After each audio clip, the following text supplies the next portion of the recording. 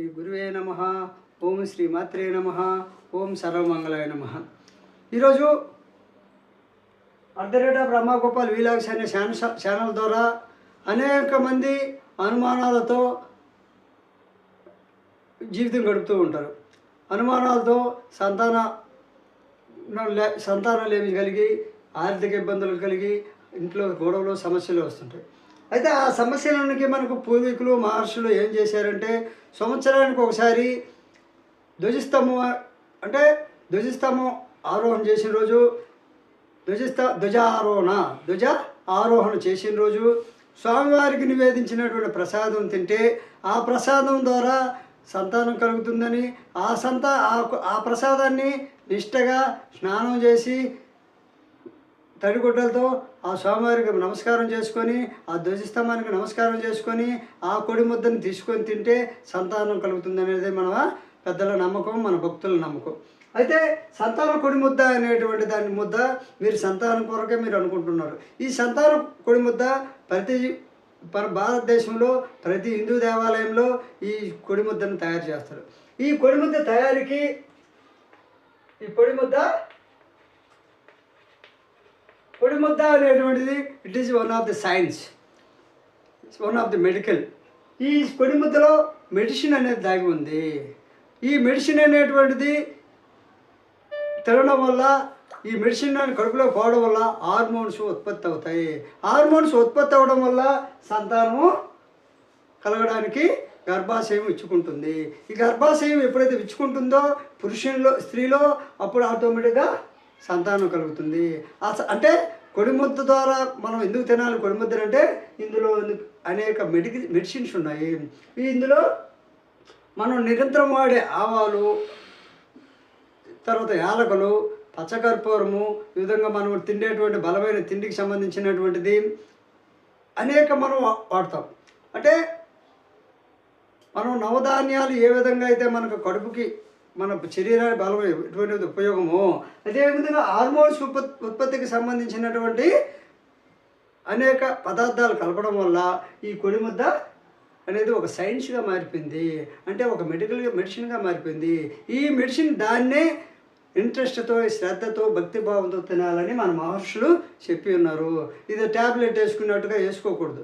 ఈ ట్యాబ్లెట్ అని చెప్పేసి అందరూ మామూలుగా అనుకుంటున్నారు. ఇది ఒక మెడిసిన్. కొడిముద్ద అనేటువంటిది ఒక మెడిసిన్. దాన్ని భక్తిభావము అనేటువంటి పేరు పెట్టి భగవంతుడి సన్నిధిలో తీసుకుంటే ఆ ముద్ద యొక్క పవిత్రత ఉంటుందని, కల్తీ లేనిదిగా ఉంటుందని, అంటే కల్తీ లేకుండా మనం తీసుకునేది. ఇప్పుడు చిరుధాన్యాలు, నవధాన్యాలు, అనేక ధాన్యాలు మనం తింటూ ఉంటాం. ఇప్పుడు ఇవన్నీ లేవు కాబట్టి సంతాన సమస్యలు ఎక్కువయ్యాయి. ఇంతకుముందు చిరుధాన్యాలు తింటున్నప్పుడు, నవధాన్యాలు మనం ఉపయోగించుకుంటున్నప్పుడు ఎప్పుడు కూడా ఈ సంతాన సమస్యలు ఎక్కువ రేరు. అంతేగాని ఇంతకుముందు సంతాన సమస్య ఎందుకు వచ్చిందంటే చాలామంది చిన్నపిల్లలు మట్టి తినేవాడు. మట్టి కడుపులో పేరుకోవడం వల్ల గర్భసంచి దెబ్బతినేది. ఇప్పుడు మట్టి తినేయడం కాదు కానీ మనం కెమికల్సే తినేస్తున్నాం. ఈ కెమికల్స్ని యొక్క పవర్ తగ్గించడానికి ఈ కొడిముద్ద అనేది చాలా అవసరము. ఈ కొడిముద్ద తినడం వల్ల సంతాన సమస్యలే కాకుండా ఆరోగ్య సమస్యలు కూడా పోతాయని మన భక్తుల నమ్మకం. కాబట్టి ఎక్కడ బ్రహ్మోత్సవాలు జరిగినా, ఎక్కడ మనకు ధ్వజారోహణ రోజు అంటే అంకురార్పణ రోజు నైట్కి, అంటే తెల్లవారుజామున 4:30-5 ప్రాంతంలో ధ్వజారోహణ జరుగుతుంది. ఆ ధ్వజారోహణ రోజు స్వామివారికి తయారు చేసినటువంటి ఈ ముద్దల్ని స్వామికి సమర్పించి ఆ భక్తిభావంతో నది స్నానం చేసి, లేదా మళ్ళీ మామూలుగా మనకు అందుబాటులో ఉన్న బావి నీటిను, బోరు నీటిను స్నానం చేసి, చిరస్నానం చేసి, ఆ తడి బట్టలతో వస్త్రాలు తీసుకొని అప్పుడే ఆ తీసుకున్న స్త్రీయే మొత్తం భుజించితే ఆ హార్మోన్స్ అనేవి ఉత్పత్తి అయ్యి సంతానం కలుగుతుంది అనేది భక్తుల నమ్మకము. అంతేగాని మీరు అనుమానాలు పడాల్సిన అవసరం లేదు. ఈ కొడిముద్దలో అనేక మెడిసిన్ దాగి ఉంది. ఇప్పుడు చెట్టు క్రియలు అనేక ఉన్నాయి. చెక్క, మొగ్గ, దాల్చిన చెక్క, యాలకులు, పచ్చకర్పూరము, తర్వాత ఈ లవంగాలు, ఈ విధంగా చెట్టు క్రియలు ఏ విధంగా మొత్తం ఎన్ని ఉన్నాయో మనకు ఆయుర్వేదంలో ఎన్ని ఉన్నాయో అన్ని రకాల పదార్థాలు దీంట్లో ఉపయోగిస్తారు. ఆ కొడిముద్ద తయారు చేసేది నిష్ఠతో తయారు చేస్తారు కాబట్టి, దాన్ని భక్తిభావంతో భగవంతుడి సన్నిధిలోనే పంచుతారు కాబట్టి ఈ కొడిముద్దకి ఎక్కడంటే అక్కడ పంచితే కల్తీ అయిపోతుంది. కల్తీ పోవడం అంటే పాదరసం ఏ విధంగా భూమి మీద పడితే మట్టి అవుతుందో ఈ కొడిముద్దలో ఉన్న పవిత్రత అటువంటిది.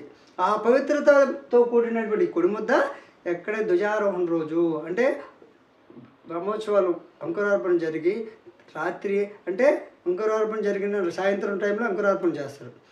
చేసిన తర్వాత ఆ రాత్రి అక్కడే నిద్ర చేసి తెల్లారి తీసుకునే వాళ్ళు కొంతమంది ఉంటారు. లేదు 4 గంటలకే వచ్చి స్నానం చేసి ఆ ధ్వజారోహణం జరిగే టైంలో తీసుకొని నిష్టగా తీసుకొని తినేవాళ్ళు ఉంటారు. కానీ భక్తి భావంతో తీసుకోవడం ముఖ్యము. అవతలోడు ఏ దుర్మార్గంతో ఇస్తున్నాడో మంచి ఆలోచనతో ఇస్తున్నాడో మనకు అనవసరం.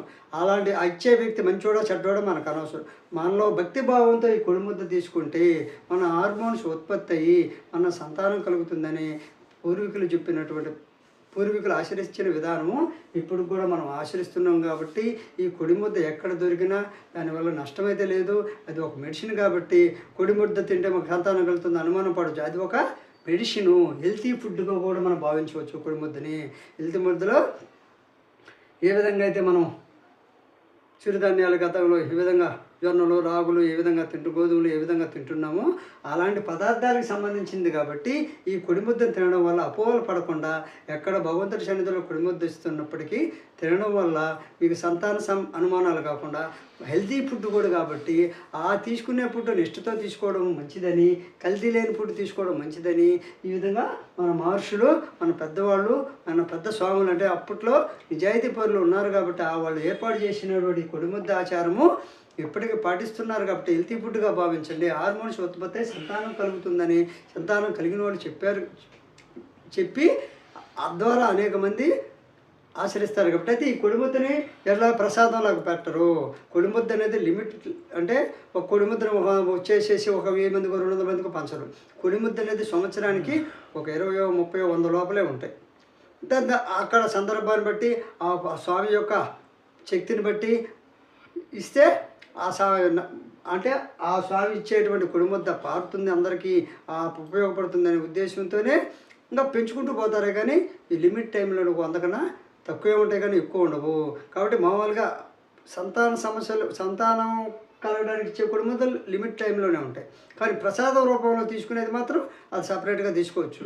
కానీ సంతాన సమస్యలకు తీసుకునే కొడిముద్దను మాత్రం నిష్ఠతో వారే తిని వారే భుజిస్తే వారి హార్మోన్స్ ఉత్పత్తి అయ్యి సంతానం కలుగుతుందనే కొడిముద్ద తింటారే తప్ప అపోహలతో తినొద్దు. అపోహలతో తినేవాళ్ళు జాగ్రత్తగా ఒక్కసారి ఆలోచించండి అని తెలియజేస్తూ ఈ కొడిముద్ద మహత్యం అనేటువంటిది మన పూర్వీకుల కానించి ఆచరిస్తున్నారు. కాబట్టి ఈ కొడిముద్దని భుజించి ఎక్కడ బ్రహ్మోత్సవాలు జరిగినా ఆ బ్రహ్మోత్సవాల సంతాన సమస్యలు ఉండేవాళ్ళు హార్మోన్స్ ఉత్పత్తి కావడానికి శరీరంలో హార్మోన్స్ ఉత్పత్తి అందులో ఉపయోగించిన పదార్థాలు ఆయుర్వేదంతో కూడినవి కాబట్టి ఆయుర్వేద పదార్థాలు హెల్తీగా ఉపయోగపడతాయి.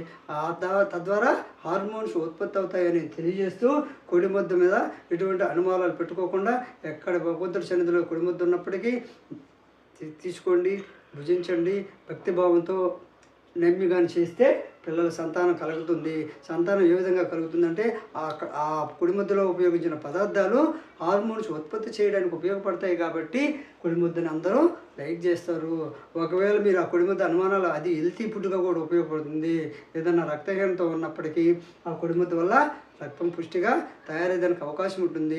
అందులో ఉపయోగించిన పదార్థాలు అందరికీ చెప్పరు కాబట్టి అందరూ మేము చేసుకుంటాం. కానీ భక్తిభావంతో తినే కొడిముద్దలో అనేక రహస్యమైన మూలికలు వాడతారు. కాబట్టి ఇప్పటికైనా నమ్మి ఈ కొడిముద్ద ఎక్కడ బ్రహ్మోత్సవాలు జరిగినా మీకు అనుమానాలు ఉండి సంతానం కలిగిన అనుమానాలు భయం ఉన్నవాళ్ళు ఎక్కడైనా భగవంతుడి సన్నిధిలో పోయి కొడిముద్ద తీసుకొని తినడం వల్ల మీకు సంతాన సమస్యలే కాదు ఆరోగ్య సమస్యలు కూడా తీరుతాయని తెలియజేస్తూ ఈ కొడిముద్ద ప్రకారం చెప్పింది మీకు నచ్చితే లైక్ చేయండి, షేర్ చేయండి, సబ్స్క్రైబ్ చేయండి. జై హింద్.